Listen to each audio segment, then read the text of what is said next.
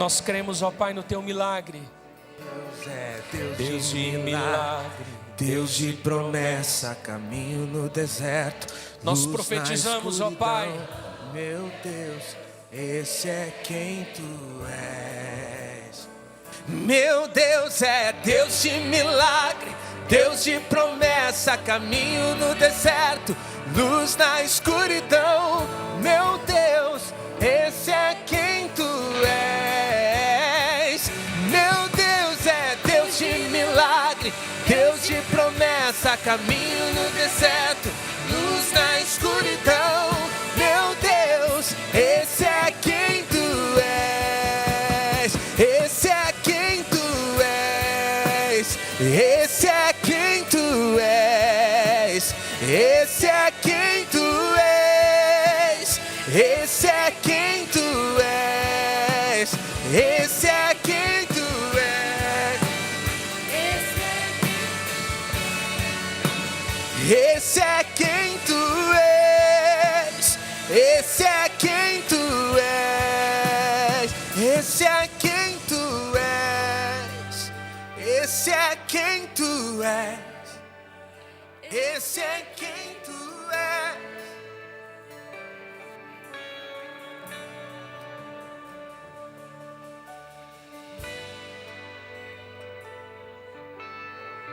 Nós cremos, Senhor, que Tu és um Deus de milagres. Na verdade, nós não temos nenhuma dúvida de que Tu és um Deus de milagre. Ô Senhor, na verdade, o milagre para nós é algo muito simples para Ti, porque Tu és o Deus que criou todo o universo do nada, somente com a palavra da Tua boca. Ó Senhor, e nós cremos tanto no Bará de Deus, no haja de Deus, nessa manhã. Nós cremos tanto, Senhor, que isso não tem a ver conosco. Nós cremos tanto, Senhor, que isso não tem a ver com aquilo que se pode ver humanamente ou escutar humanamente sobre quem está aqui em cima do altar, mas isso tem a ver contigo, Senhor. Isso tem a ver com a Tua palavra e com as Tuas promessas. E Senhor, nessa manhã, inspirado pelo Teu Espírito, Teu servo Luciano separou esse louvor, ó Pai, porque nessa manhã há milagre para acontecer nesse lugar. Porque nessa manhã o Senhor está operando milagres, Senhor. Muitos dos que estão aqui são frutos dos milagres de Deus. Muitos dos que estão aqui, ó Pai, são os improváveis que jamais estariam aqui. Talvez alguns, ó Pai, a doença e a enfermidade já os teriam levado a óbito, se não fora uma palavra de Deus. Por isso, Senhor, nessa manhã, passeia com Teu Espírito no nosso meio. Quem sabe, ó Pai, o objetivo do nosso milagre, o alvo do nosso milagre não está aqui. Talvez, ó Pai, nós estamos com o coração e com a nossa mente pensando, Senhor, numa causa que precisamos resolver durante a semana. Pensando, ó Pai, num desafio emocional ou físico.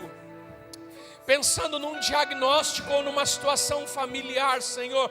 Ou estamos preocupados com o futuro dos nossos filhos. Ó Pai, que venhamos colocar toda a nossa confiança, apostar toda a nossa expectativa, Senhor, e descansarmos em Ti nessa manhã. E deitarmos, ó Pai, recostarmos a nossa cabeça no Teu colo, ó Pai, sabendo que Tu é o nosso Pai, por maior que sejamos, por mais idade que tenhamos, Tu continua sendo o nosso Paizinho. Oh Senhor, e Tu continua sendo o mesmo que cuida de nós, como cuidou do primeiro dia quando saímos do ventre da nossa mãe, Senhor. Oh Senhor, nós Te agradecemos por essa manhã. Nós Te agradecemos por essa manhã e pelo Teu milagre. Nós Te agradecemos por essa manhã e pelo Teu milagre, Senhor. Nos ajuda a confiarmos em Ti. Nos ajuda, ó Pai, a depositarmos a nossa confiança em Ti de verdade. Nos ajuda, ó Pai, a termos tanta fé a ponto de refazermos, ó Pai, esse exame médico. para, Senhor, vermos o que o Senhor já fez. Ó Senhor, que saiamos daqui felizes, mesmo sem saber, ó Pai, sem termos escutado ainda aquilo que Tu fizestes, mas na esperança, como diz lá em Hebreus 11, na esperança daquilo que nós não vemos ainda, mas nós esperamos pela fé. Oh Pai, se estamos preocupados com alguma coisa, que nessa manhã a paz de Deus, que excede todo o entendimento, venha tomar conta da nossa vida, Senhor. Porque Deus está falando nessa manhã ao nosso coração: eu estou no controle, não te preocupa. Eu estou no controle, não te preocupa. Descanse o teu coração, porque eu estou no controle. Oh Senhor, vem com o teu Espírito nessa manhã. Nos ajuda, Senhor, a somente escutarmos a Tua voz e caminharmos pela Tua vontade. Só isso, Senhor, nós queremos.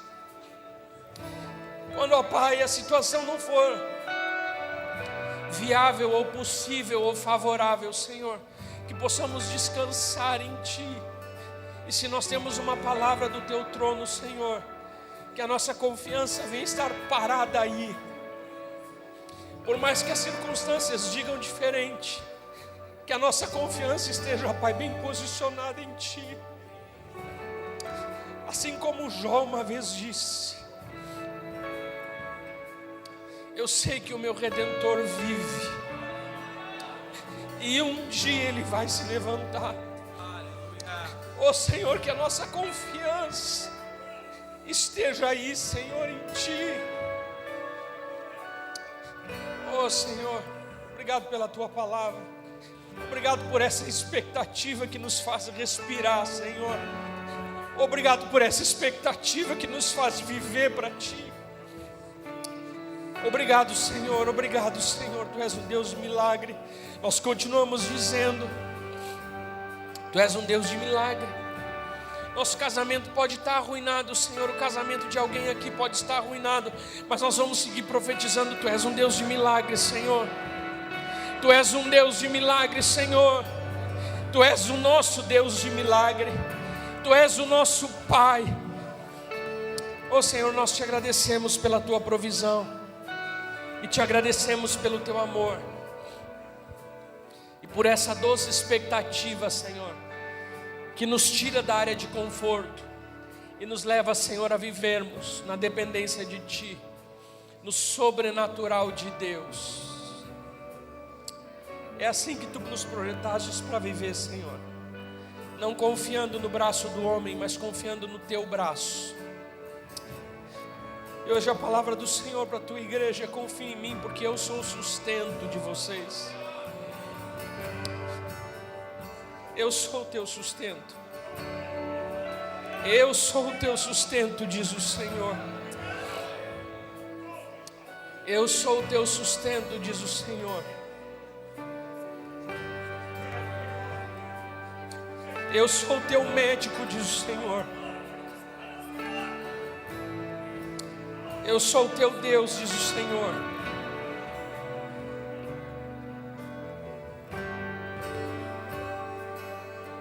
Obrigado, Senhor, pela Tua palavra. Obrigado pela Tua palavra, Senhor. Em nome de Jesus. Amém e amém. Eu creio que se o Senhor tem startado no teu coração fé naquilo que Ele pode fazer, algo grande vai continuar acontecendo no nosso meio, através da vida de todos, não através da vida de um ou de uns poucos, mas através da vida de todos, em nome de Jesus. Amém. Obrigado ao Ministério de Louvor. Carlinhos, se tu quiser ficar por aqui, eu te agradeço. Você pode sentar. Antes de abrir a palavra, eu gostaria de justificar a ausência do pastor Ivan e da irmã Marlene. Eles estarão no culto da noite, somente por isso não estão aqui, nesse culto de ceia.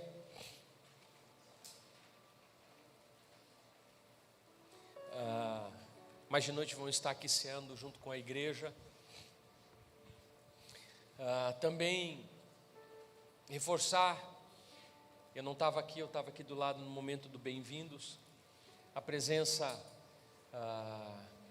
do meu sogro e da minha sogra, que vieram a Porto Alegre para me ver novamente. Sempre, né, as piadas novas, né? Pela formatura da Anto, uma alegria no meio da nossa família. Celebração ontem de mais uma psicóloga na nossa igreja.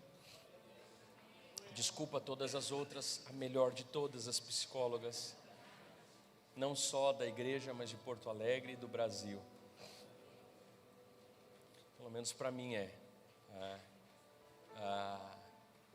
parabéns, meu amor, Deus te abençoe. Bem-vindos, Luciano e Marina, é sempre uma alegria ter vocês conosco, Deus abençoe.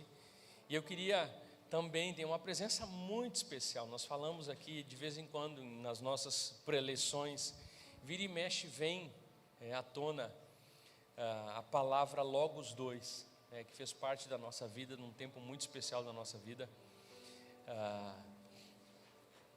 Tempo de missões, onde eu conheci a Antonella, e a Antonella teve a alegria de me conhecer também. O Luiz está aqui, é prova disso, né?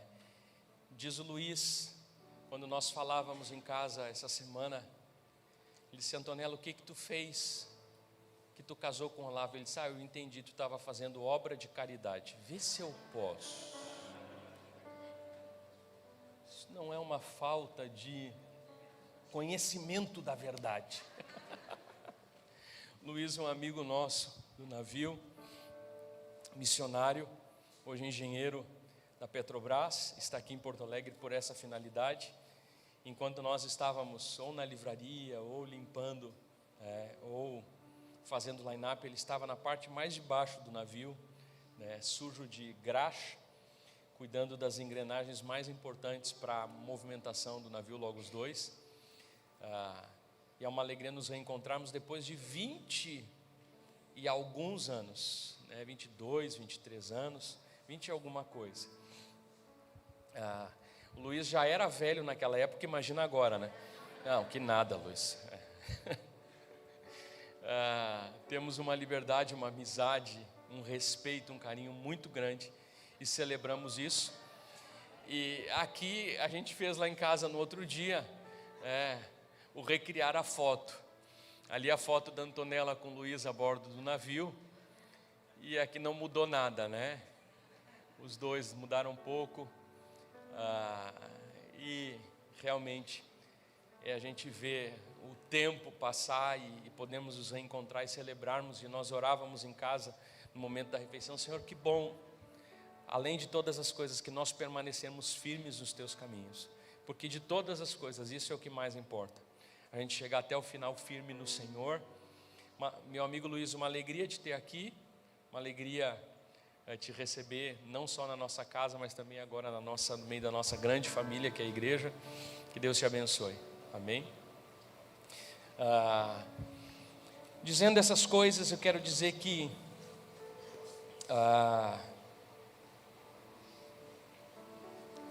hoje é o dia que nós ceamos, e o título da mensagem de hoje é justamente esse: a ceia, Santa Ceia. Pode colocar, por favor, porque nem eu sei o título. Aí, a ceia do Senhor, uma festa do amor. Não é que eu não sei o título, presbítero Daniel, o título foi eu que criei, viu? Não copiei de ninguém. Mas é que a gente vai estudando o sermão e vai recebendo tanta coisa. Eu tinha aqui como possibilidade de título: uma festa de amor, ou quando a ceia deixa de ser do Senhor.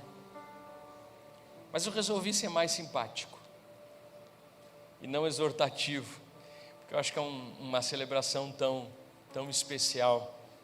Nós chegamos aqui, a ceia do Senhor, uma festa de amor. Eu creio que a palavra do pastor Ivan domingo passado vem também a nos dirigir, nos nortear nesse sentido. Eu tenho um desafio enorme hoje de transmitir um capítulo de Coríntios de 34 versículos, mas eu vou pular toda a parte da frente que fala sobre o véu, o cabelo das mulheres. Por mais que seja uma parte muito curiosa, o resumo de tudo aquilo é que hoje muitas igrejas usam a primeira parte desse texto, 1 Coríntios capítulo 11, do versículo 1 ao 16. Essa é a base da doutrina para aquelas igrejas que ensinam que as mulheres não podem cortar o cabelo, ou a base da doutrina para as igrejas que ensinam que as mulheres precisam usar o véu, porque esse texto, se depois você lê em casa, você vai ver que o texto ele é bem explícito e bem objetivo, mas nós entendemos com todo respeito a todos os outros entendimentos, que aquilo que servia para aquela época, aquilo que era um hábito daquela época, não é mais hoje. Pastor Vanderlei, hoje uma mulher usar véu não é mais sinal de submissão. E o que Paulo estava querendo dizer para a igreja é que, por mais que sejamos todos iguais, por mais que espiritualmente sejamos todos iguais, o Evangelho fez isso conosco, elevou a mulher de uma situação de humilhação à mulher no tempo bíblico, ou no tempo do Novo Testamento, não que a Bíblia concordasse com isso, mas a sociedade pensava dessa forma, a sociedade romana e grega, que a mulher estava um pouquinho acima dos escravos, mas ela era inferior aos homens. E aqui Paulo está reforçando a ideia da igualdade espiritual, mas deixando bem claro as posições no que diz respeito ao convívio social e a importância da submissão, não somente da mulher ao marido, mas também do marido a Cristo, da igreja a Cristo, assim como Cristo se submete a Deus. Então Paulo é bem específico quanto a isso, e nós não temos nenhuma dificuldade de olhar para uma autoridade de segurança, um policial, um guarda municipal, e nos submetermos àquela autoridade. Isso não é feio, isso não faz daquele indivíduo melhor ou maior do que o outro, mas representa essa função, assim também a Bíblia. E nós entendemos que o apóstolo Paulo está reforçando esse princípio, tanto em casa, quanto na igreja. E ele diz, as mulheres quando estiverem na igreja, não exerçam autoridade sobre os homens, porque o princípio é invertido. Então nós entendemos esse texto que Paulo está usando, o véu e o cabelo como representação daquilo que na época era importante. Nós poderíamos, eu li diversos estudos sobre isso, aprofundei esse assunto, só para trazer essa conclusão, mas é rico demais ver o quanto o véu, o quanto a vestimenta naquela época era importante, e o quanto dizia muito sobre a mulher que não diz nos dias de hoje. Então utilizar aquele mesmo princípio de 2000 anos atrás para os dias de hoje, sem fazer o seu devido ajuste, seria uma incoerência, ou até, não sei que palavra eu posso usar, seria algo fora da nossa cultura, fora dos nossos hábitos, e não representa mais aquilo que representava para Paulo, e Paulo estava muito mais preocupado no princípio do que no ato em si. Amém? Mas depois de elogiar a igreja sobre exortar algumas mulheres que, por causa da liberdade cristã, queriam inclusive passar por cima da questão da autoridade, ele, por outro lado, elogia a igreja sobre esse primeiro assunto, que vai em toda a primeira parte do capítulo 11. Mas é na segunda parte do capítulo 11 que o apóstolo Paulo começa o versículo 17, dizendo assim: entretanto, nisto que vou dizer, não os elogio. Quem quiser abrir a Bíblia, seja digital ou em livro, pode me acompanhar, senão vai estar projetado aqui atrás. Pois as reuniões de vocês mais fazem mal do que bem. Paulo disse, terminei um assunto sobre o uso do véu, sobre o corte de cabelo, sobre o princípio de submissão e autoridade, que precisa haver dentro de casa. Quer queiramos ou quer rejeitemos, esse é um princípio bíblico. Agora Paulo começa a falar sobre outra coisa. Paulo começa a falar sobre a festa do amor e sobre a ceia do Senhor, e ele diz: sobre essas coisas que eu vou falar logo a seguir, eu não elogio vocês. Em primeiro lugar, eu ouço que quando vocês se reúnem como igreja, há divisões entre vocês. E até certo ponto eu creio, pois é necessário que haja divergências entre vocês, para que sejam conhecidas quais entre vocês são aprovados. Quando vocês se reúnem, não é para comer a ceia do Senhor, porque cada um come sua própria ceia, sem esperar pelos outros. Assim, enquanto um fica com fome, o outro se embriaga. Será que vocês não têm casa onde comer e beber? Ou desprezam a igreja de Deus e humilham os que nada têm? Que direi? Eu os elogiarei por isso? Certamente que não. Vamos parar por aqui, depois a gente segue. A igreja primitiva tinha uma ênfase muito grande e profunda na comunhão, no relacionamento. Isso, de certa forma, é bíblico e é divino, porque foi herdado desde a época da Páscoa. Nós sabemos que o nosso sacramento, que é o pão e o cálice que nós comemos e bebemos, ele se originou no dia da celebração da Páscoa. E originalmente o dia da celebração da Páscoa, olha que interessante, enquanto o bicho estava pegando do lado de fora da casa, as famílias hebreias que estavam dentro das casas estavam fazendo o quê? Comendo cordeiro. E era obrigado que as famílias, e olha só, quem tivesse um cordeiro muito grande, ou uma família muito pequena, tinha que reunir outra família. Caiu a muleta do pastor César.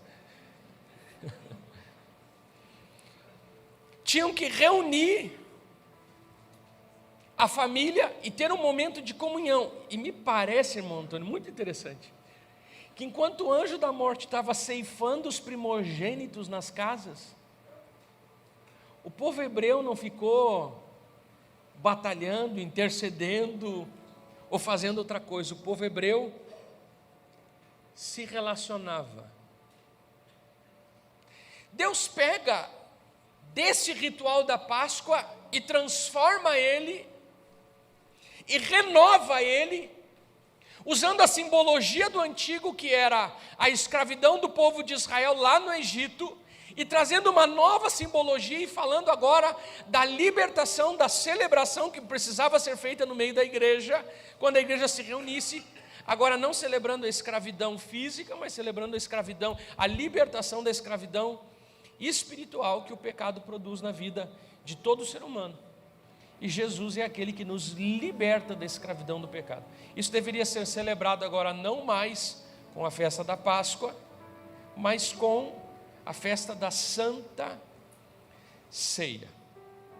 Quando a gente olha em Atos dos Apóstolos a marca, ou as 4 marcas da igreja primitiva, nós vamos ver ali que em Atos 2,42, que os primeiros cristãos eram obedientes aos ensinamentos dos apóstolos, eles praticavam a comunhão, eles eram conhecidos pelo partir do pão nas casas, e pela oração de 4 verdades, 2 são verticais, a obediência ao Senhor e a oração, e 2 são horizontais, a comunhão e o partir do pão. Essas eram as 4 marcas da igreja primitiva. E nós podemos ter certeza que o partir do pão incluía, a refeição que eles faziam incluía também a participação da ceia. Na verdade, diz Barclay que o mundo antigo era em muitos sentidos muito mais sociável do que o nosso. A gente vai dizer, claro, pastor, por causa da insegurança que hoje tem, que antes não tinha. Eram vilas pequenas, uma casa ficava do lado da outra, eram pequenas aldeias, correto.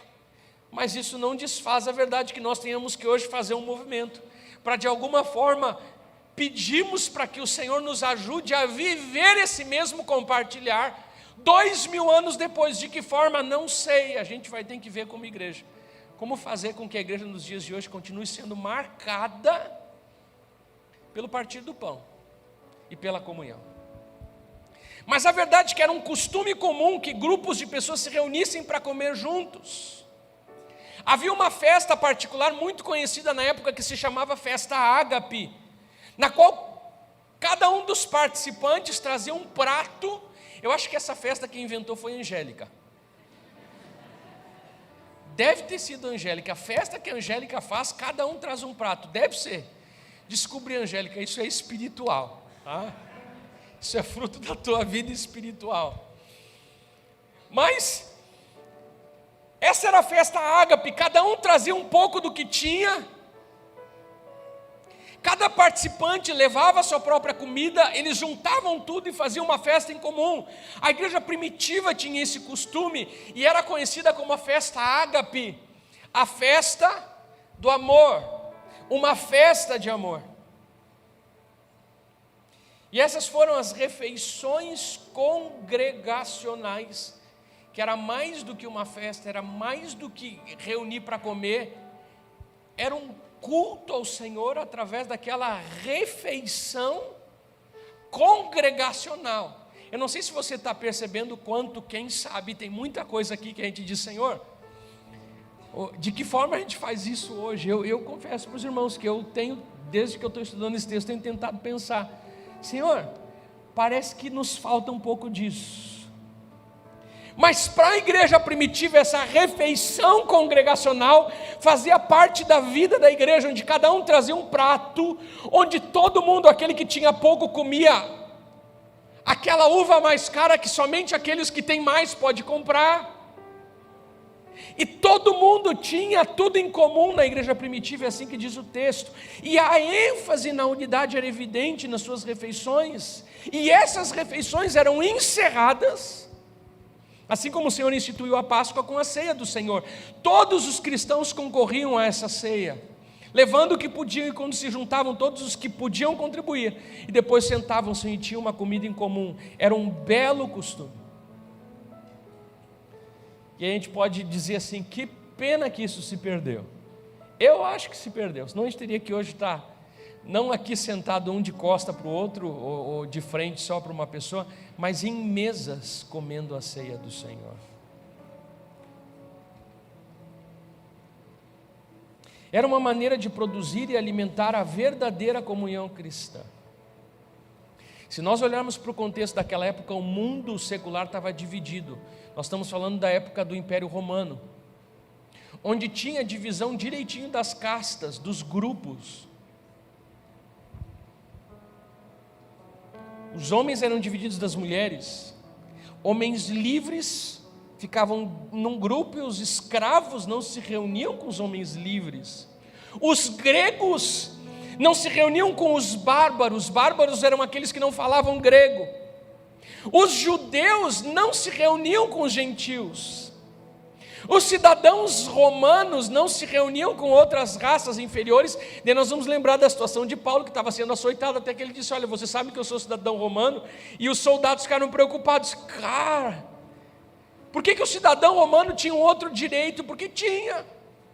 Nós estamos falando de um texto onde a igreja do Senhor foi plantada num contexto onde haviam divisões, as divisões eram muito claras. Tinha o culto dos cultos e o culto dos ignorantes. E a igreja naquela época era o único lugar em que todos os homens se reuniam juntos no mesmo lugar. Na ceia do Senhor, na festa ágape, o escravo comia junto com o Senhor, a mulher junto com o homem, os judeus juntos com os gentios, os romanos junto com os outros. Porque na igreja do Senhor, nessas festas, não haviam separações e muros de divisões. Um grande historiador da igreja escreveu a respeito dessas congregações cristãs primitivas. Ele disse assim: dentro de seus próprios limites haviam resolvido quase de passagem os problemas sociais que desbaratavam a Roma e que ainda desconcertam até hoje a Europa. Tinham elevado a mulher ao lugar que lhe correspondiam, restaurado a dignidade do trabalho, abolido a mendicidade e tirado o aguilhão da escravidão. O segredo da revolução era que na ceia do Senhor se esqueceu o egoísmo racial e de classes e se achou uma nova base para a sociedade no amor da imagem visível de Deus nos homens, por aqueles que Cristo havia morrido. Havia se estabelecido através da ceia do Senhor um segredo de uma revolução social no meio da igreja. Pode ser que no mundo as pessoas estivessem divididas por grupos. Olha, esse grupo é frequentado pelos ricos, esse lugar é frequentado pelos ricos, esse lugar é frequentado pelos pobres, esse lugar é frequentado por pessoas assim, esse lugar. Na igreja todos estavam juntos, e a comunhão e as festas ágape da igreja era uma revolução. Algo revolucionário estava acontecendo no meio da igreja primitiva.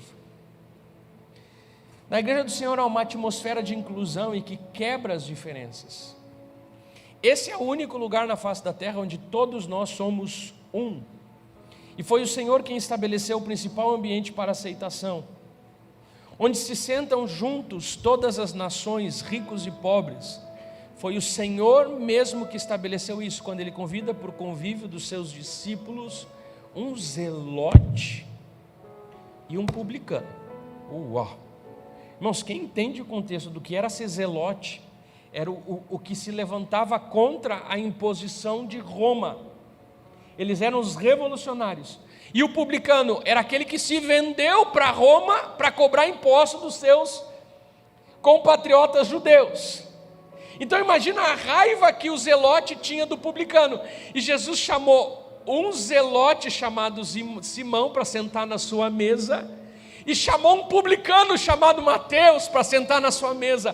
E ele dizendo aqui, ó, aqui as nossas diferenças ficam de lado, porque em Cristo nós somos parte do mesmo corpo. Uau! Eu não como na mesa com ele. Cara, se tu quer ter parte comigo, tu vai ter que comer na mesa com ele. E mais do que isso, não era o que a gente faz os dias de hoje na ceia, que não que esteja errado, eu só estou fazendo uma reflexão sobre o nosso rito, que nós comemos rapidamente. A palavra utilizada para ceia, conforme os estudiosos desse texto, é a palavra deipnon. E por isso que em espanhol a ceia do Senhor se chama cena, né? E a cena é a refeição da noite. Aqui no Brasil nós não temos essa percepção ou essa aplicação. Mas ela vem do original grego, porque era justamente isso que deveria propor a ceia do Senhor. Deveria propor um momento prolongado de comunhão. Porque para a cultura dos judeus o café da manhã era uma coisa que se comia muito rápido. Antes de sair para trabalhar, pegava um pouquinho de pão, molhava no vinho, comia, ia para trabalhar. De tarde a refeição se fazia de que forma? Podia se fazer na rua, podia se fazer em qualquer lugar. A ceia, ou a cena, ou o jantar, não. E quando a expressão é utilizada, ceia do Senhor, está falando uma refeição que não tem pressa, que a gente pode ficar e não tem pressa, ninguém tem que ir embora, a gente pode continuar juntos. Tanto que no final dessa refeição eles partiam o pão e tomavam do cálice e já compartilhavam o corpo e o sangue de Cristo.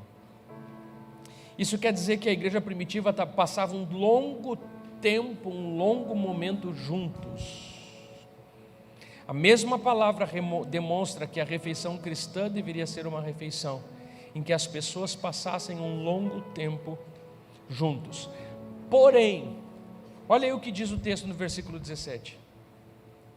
Entretanto, nisso que vou dizer, no que diz respeito à festa ágape, à ceia do Senhor, não os elogio, Paulo está dizendo aos coríntios, porque as reuniões de vocês mais fazem mal do que bem. Uau! Paulo está dizendo assim, ó, uma festa que era para servir, para trazer unidade, está produzindo divisão.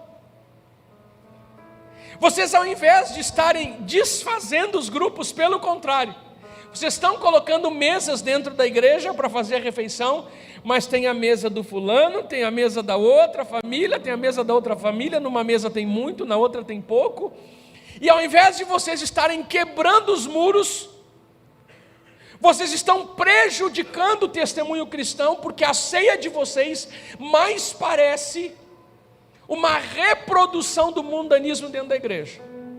Há divisão no corpo de Cristo, há divisão no meio da igreja. Paulo diz, as reuniões de vocês mais fazem mal do que bem. E quando ele introduz a discussão, ele diz isso, porque na igreja de Corinto as coisas não tinham ido muito bem com a festa do amor. Na igreja haviam ricos e pobres. Alguns podiam levar muito, haviam escravos com muita dificuldade, podiam colaborar com algo. Em realidade, para muitos escravos pobres, a festa do amor deve ter sido a única comida decente que tinham em toda a semana. Diga assim comigo, em Corinto, a igreja havia perdido a arte de compartilhar.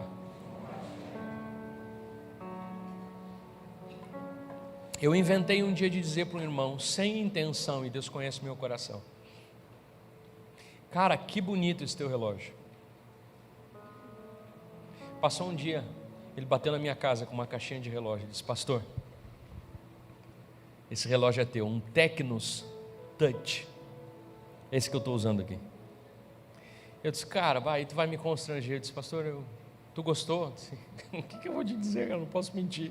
Amei, lindo o relógio, mas eu estava te elogiando, jamais. Se eu sentir te dar. Sabe quando corre na nossa veia aquela arte de compartilhar, que a gente entende quando a palavra diz que é melhor dar do que receber? A gente diz assim: toma. A igreja de Corinto tinha perdido a arte de compartilhar. Pelo contrário, o versículo 18 diz assim: em primeiro lugar eu ouço que quando vocês se reúnem como igreja, há divisões entre vocês. Lembram da mensagem cisma? Da palavra grega schismata, que é literalmente rasgar um tecido, depois não pode ser mais unido. É isso que Paulo está dizendo, vocês estão rasgando o corpo de Cristo, e não dá para fazer isso. As reuniões de vocês, ao invés de produzir unidade, ao invés de produzir uma atmosfera de amor, de acolhimento e de aceitação, está produzindo no corpo de Cristo um cisma. Vocês não estão percebendo, mas a igreja está dividida. E até certo ponto, Paulo diz: eu creio, porque é necessário que haja divergência entre vocês, para que sejam conhecidos quais entre vocês são aprovados. Quando vocês se reúnem, não é para comer a ceia do Senhor. Paulo está dizendo: vocês podem pegar o cálice, pegar o pão, mas eu estou sendo bem franco com vocês, quando vocês se reúnem, aquilo que eu tenho visto e tenho escutado, vocês não estão se reunindo para comer a ceia do Senhor. Não me desculpem, porque cada um come sua própria ceia sem esperar uns pelos outros. Assim, enquanto um fica com fome, o outro se embriaga. Será que vocês não têm casa onde comer ou beber? Ou desprezam a igreja de Deus e humilham os que nada têm? Que direi? Eu os elogiarei por isso? Certamente que não. Quando Paulo diz, vocês menosprezam ou desprezam, Paulo está dizendo, vocês estão comendo a ceia para os coríntios, mas estão menosprezando os valores da igreja, que é o valor de unidade, valor de amor, de aceitação, de comunhão e de compartilhar. Uma das coisas mais terríveis da igreja é a divisão, porque é um dos primeiros e mais seguros sinais de doença espiritual. Às vezes a gente pensa que um dos primeiros sintomas da fraqueza espiritual é o problema na doutrina, ou é os problemas de moralidade sexual, ou os pecados. E eu quero dizer para você que o que Paulo está dizendo aqui é que um dos grandes primeiros problemas da igreja, a origem dos problemas da igreja se dá nas divisões. E Paulo diz mais do que isso: divisão entre vocês é sinal de imaturidade e de carnalidade. Nós vimos mais quando Paulo tratou esse problema na igreja. Ele disse: olha, vocês são carnais, vocês são infantis, porque vocês estão dizendo, eu sou de Paulo, eu sou de Apolo, eu gosto mais do fulano, eu gosto mais do Beltrano. E Jesus está dizendo, mas Paulo disse, afinal de contas eu morri por vocês, afinal de contas vocês me viram na cruz, afinal de contas eu salvei alguém. Cara, a gente não é nada, nem eu, nem Paulo, nem eu, nem Apolo. Pelo contrário, um plantou, outro regou, mas é Deus que dá o crescimento. Parem com essas coisas, isso é carnalidade, isso é infantilidade, isso é imaturidade. E Paulo está dizendo, esse é o primeiro sintoma de mundanismo e carnalidade e apostasia entre da igreja, a divisão. É irmão falando mal de irmão.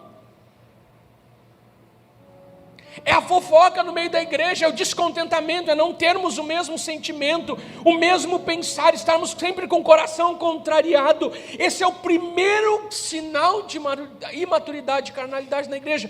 E daí, irmãos, Paulo está dizendo, a ceia de vocês mais fazem mal do que bem. Os ricos não compartilhavam seus mantimentos, mas comiam rápido nos pequenos grupos, apurando-se para não compartilhar, enquanto os pobres não tinham nada. E o resultado disso era que a refeição da ceia só estava servindo para aumentar e agravar as mesmas diferenças. E Paulo reprova isso de forma muito veemente, a ponto de dizer lá no versículo 30, por isso que há entre vocês muitos fracos e doentes, e vários já dormiram. Pastor Luiz Saião, ele se refere a esse texto como alguns problemas de enfermidade e de morte que estavam havendo dentro da igreja dos coríntios. Uau! Alguns têm diferentes interpretações sobre isso, mas Paulo está dizendo, o prejuízo de vocês na comunhão da igreja está produzindo no meio da igreja enfermidades e morte. Bah, para ser bem gaúcho, mas bah, tem gente morrendo e tem gente enferma porque está profanando o corpo de Cristo.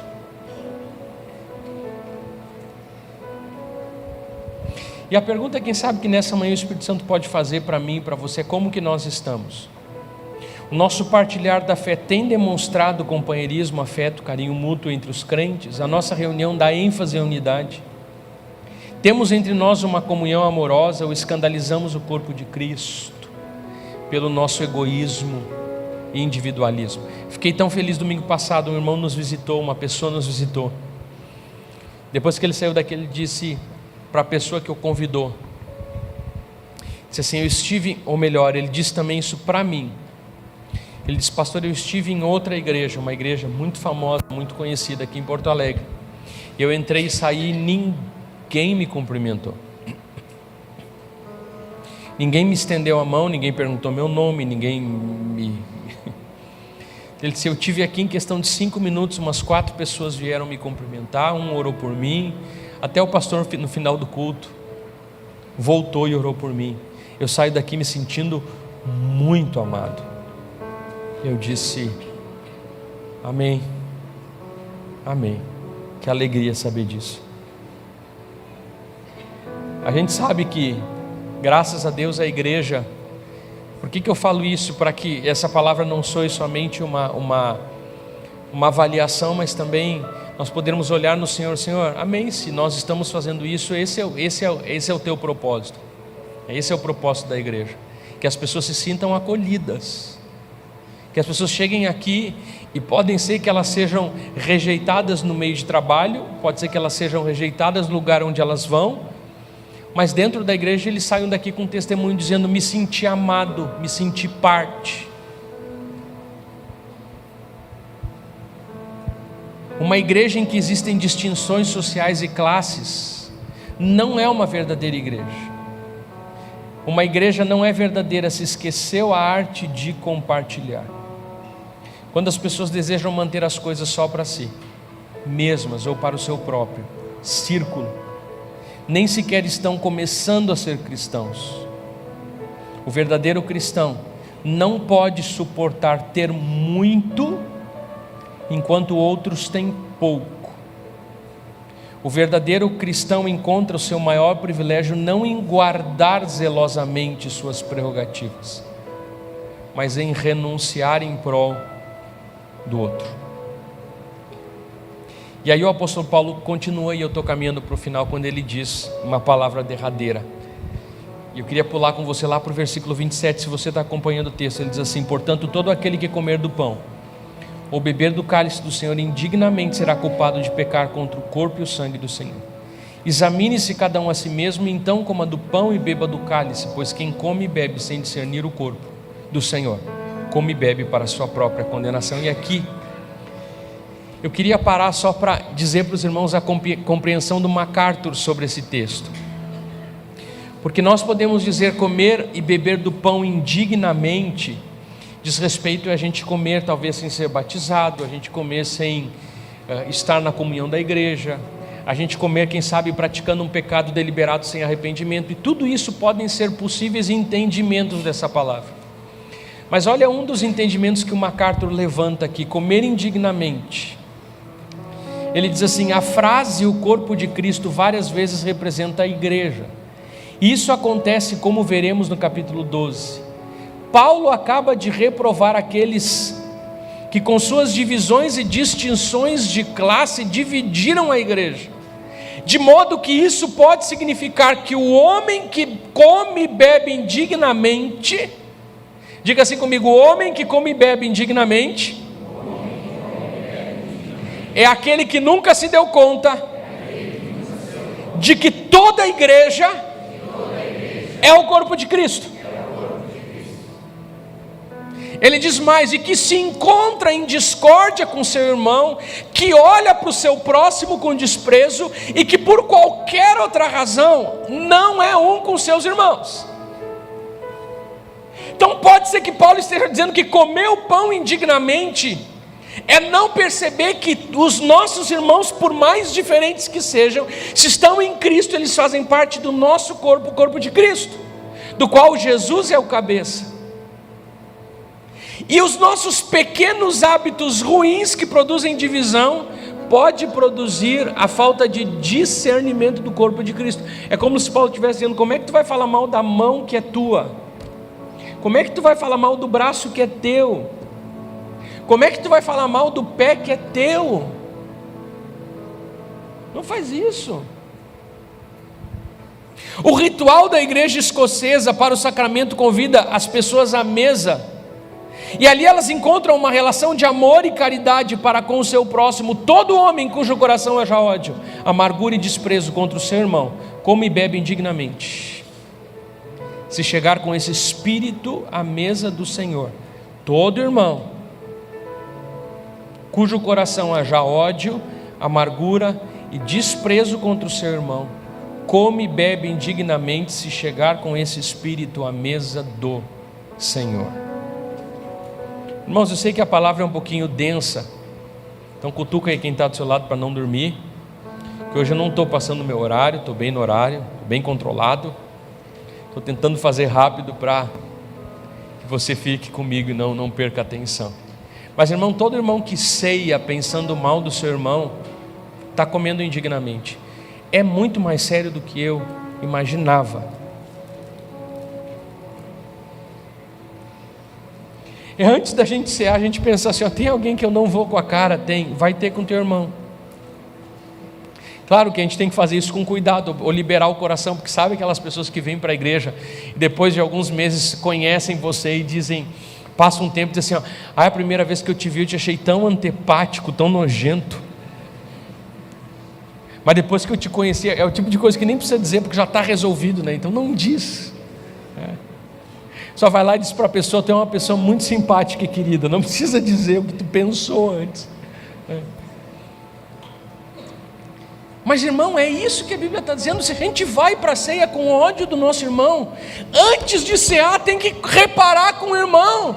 Quando a palavra diz antes de você trazer sua oferta, a palavra não está dizendo somente oferta financeira. A oferta tem um conceito de culto, e a palavra diz antes de você prestar o seu culto, se você tem alguma coisa contra o teu irmão, vai ter com ele, porque Deus não vai aceitar o teu culto.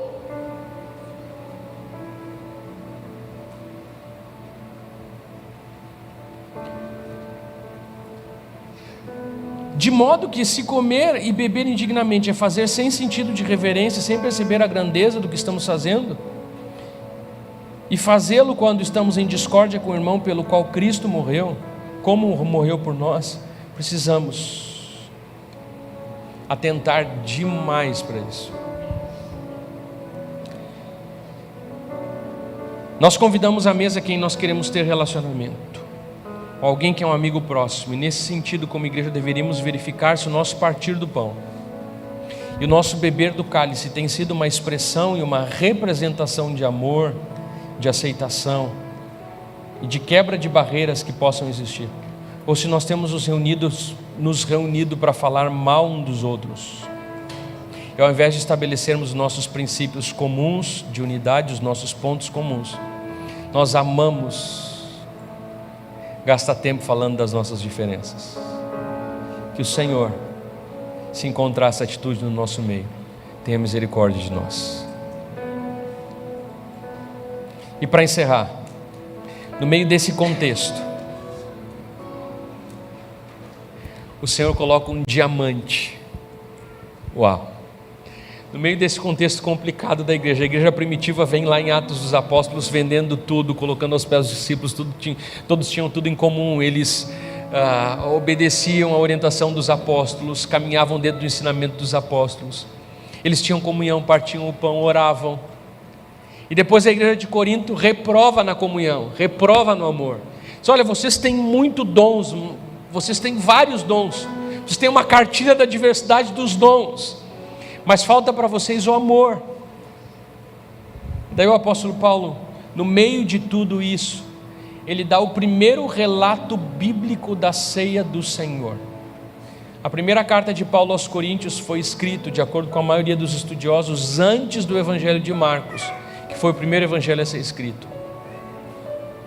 E é dentro desse contexto complicado, José Fernando, é dentro desse conceito, dentro desse contexto, irmã Giane, difícil da igreja, que Paulo solta essa pérola. E ele diz assim: porque eu recebi do Senhor o que também vos entreguei, que o Senhor Jesus, na noite em que foi traído, ele tomou o pão e disse: isso é o meu corpo, que é dado em favor de vocês. Façam isso em memória de mim. Acho que Paulo usou o argumento mais fatal que tinha.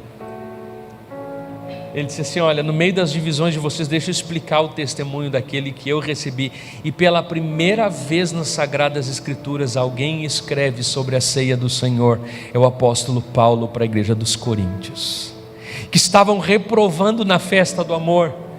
E Paulo vem e joga, como disse Barclay, um diamante caiu numa estrada enlameada. Uma das mais belas passagens de toda a Escritura é dada no meio de uma forte repreensão do mundano, carnal, egoísta e atitudes insensíveis no comportamento humano.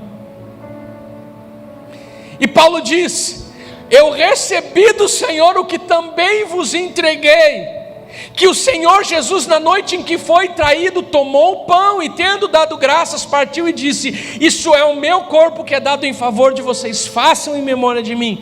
Da mesma forma, depois da ceia, ele tomou o cálice e disse: esse cálice, ele não disse é o meu sangue, ele disse: esse cálice é a nova aliança.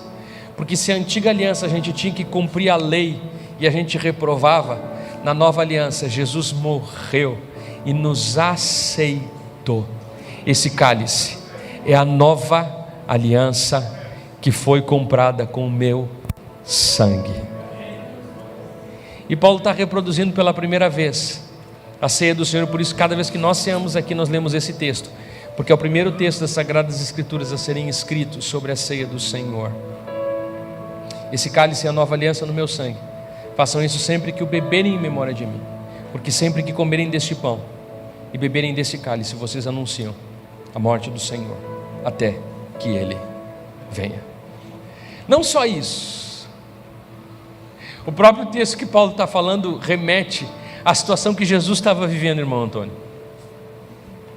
Para mim é muito intrigante. Jesus diz na noite, Paulo diz na noite em que ele foi traído. Novamente a gente vê uma joia e um cenário imundo. Esse é o mais belo e significativo das celebrações cristãs. E foi instituída na mesma noite em que o Senhor foi preso e traído. No meio do mal do mundo, Deus estabelece o seu bom.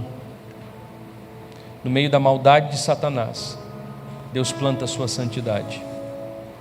Eu não sei se tem tempo melhor na vida da igreja de falar de aceitação e de quebra de muros e divisões do que o tempo que nós vivemos hoje como sociedade, onde está todo mundo meio espinhado uns com os outros politicamente, por opinião, e a gente, no meio de tudo isso, conseguir fazer uma festa de amor, eu creio que seria um testemunho tão brilhante para a igreja do Senhor.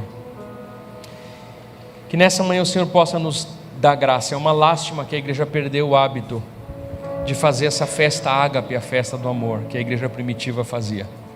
Era uma maneira de produzir e alimentar a verdadeira comunhão cristã. Por causa das dificuldades da igreja não resolvidas, aquela festa de amor desapareceu.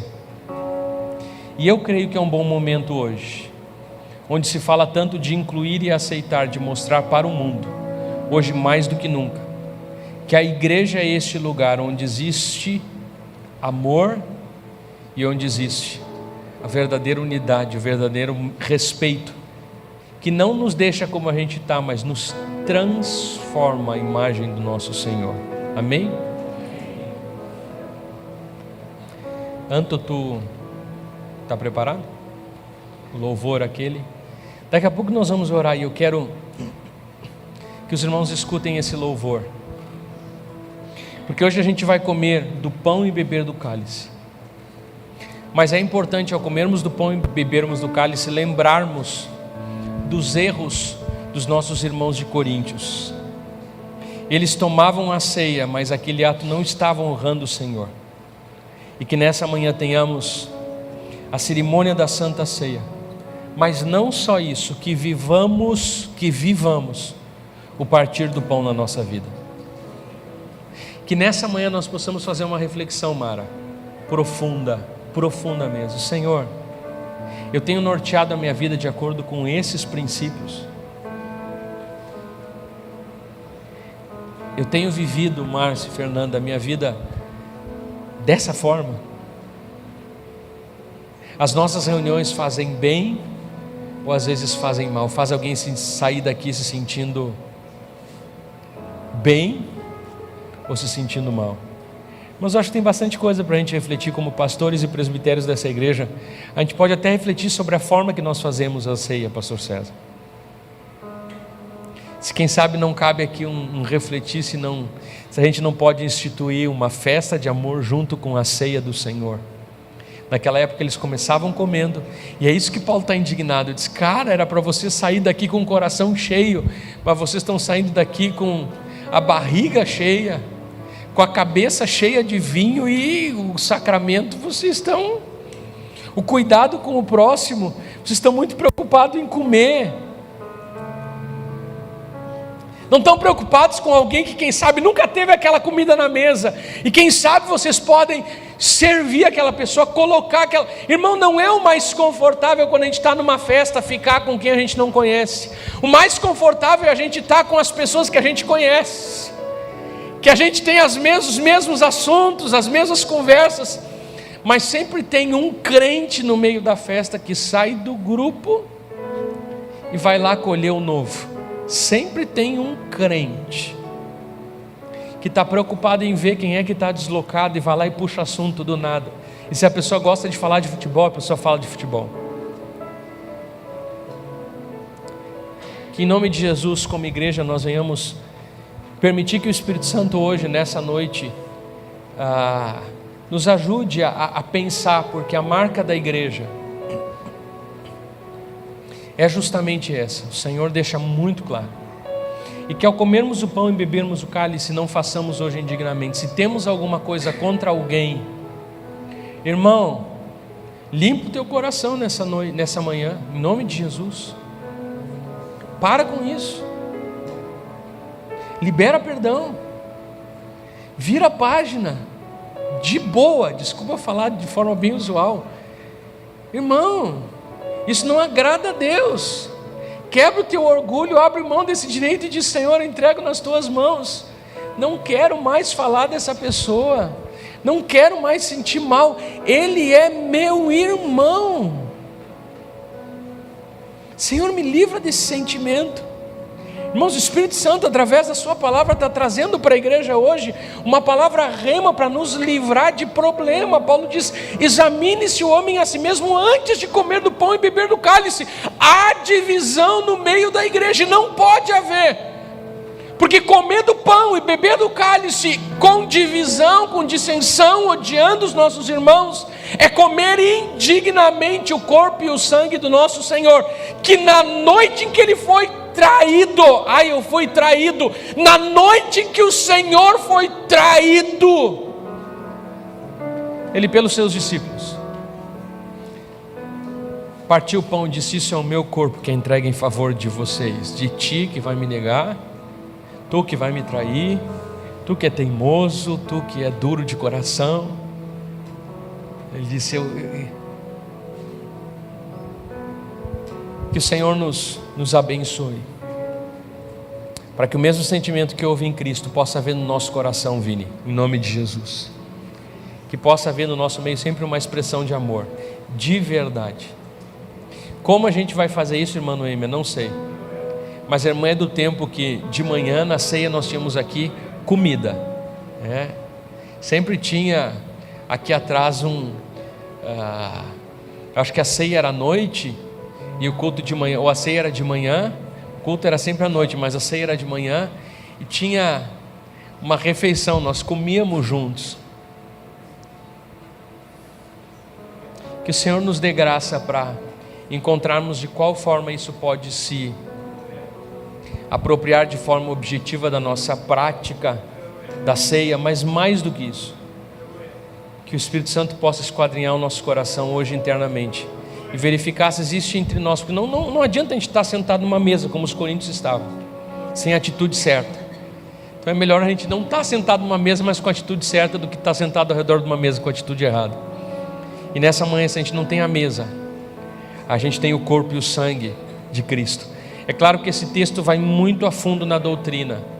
Aqui que é a igreja católica, a igreja protestante, a igreja luterana, presbiteriana, pentecostal, Assembleia de Deus, divide os seus entendimentos sobre o corpo de Cristo, se há transfiguração ou não, mas eu não quis entrar nesses pontos para não cansar ninguém.